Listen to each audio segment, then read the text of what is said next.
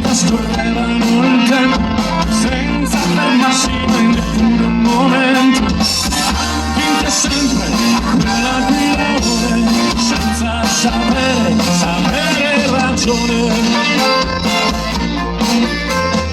Ma troppo veloci le braccia delle fate e troppo di quelle dita delicate. Strappola fuori il fratello a quel giorno e l'aquilone più non fece ritorno.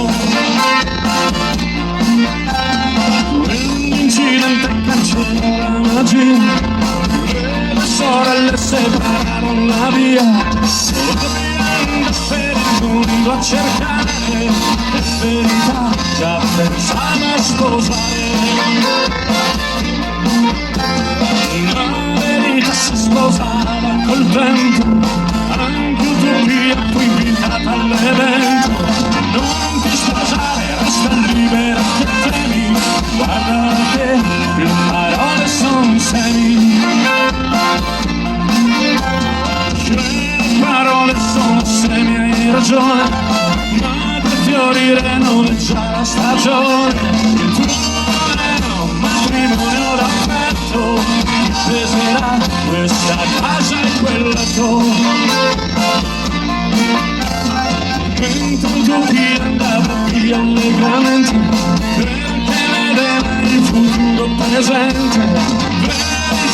Sussurrava Capocchino, stai confondendo desiderio e destino.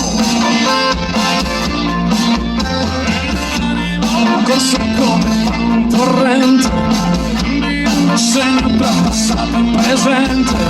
Utopia ogni notte lo amava e dall'anima lo abbandonava. Per verità, quanto si dice, il matrimonio non fu mai felice. Il tempo non è un marito ideale, avaro, vecchio ed anche brutale.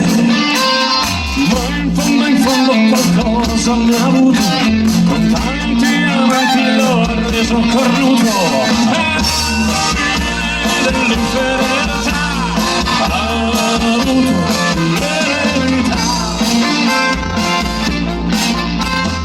Mentre utopia piena un padrone e 100.000 senza alcuna ragione, resterà sempre a vagare nel prato, ma l'aquilone non lo ha più trovato. Non lo ha più trovato. Non lo ha più trovato.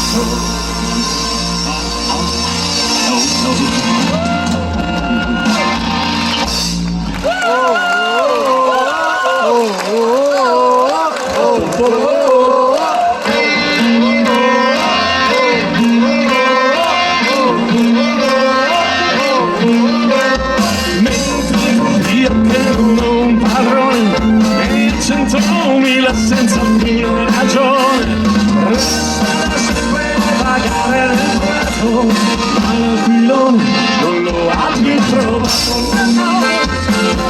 Non lo ha più trovato.